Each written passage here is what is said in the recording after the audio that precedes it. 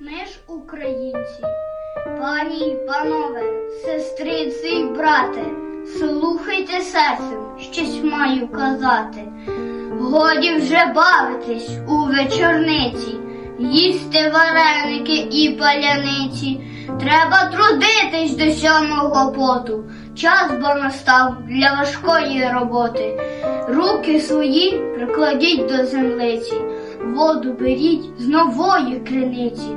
Мову свою вбережіть від напасті, пісні народні не дайте пропасти. Пані й панове, гуртом поодинці ми українці, та ж ми українці.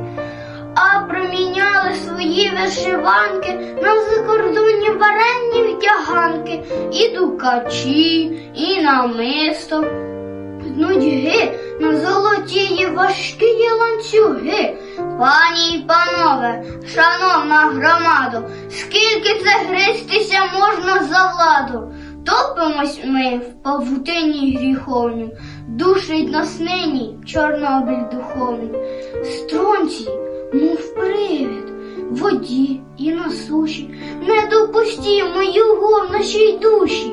Пані й панове, тож будьмо відверті, ви заблукали в страшній круговерті. Криза чи біль? А яка їм відгадка? Як подивитись у вічі нащадкам? Пані й панове, шановна громадо, ми ж Україна, велика родина.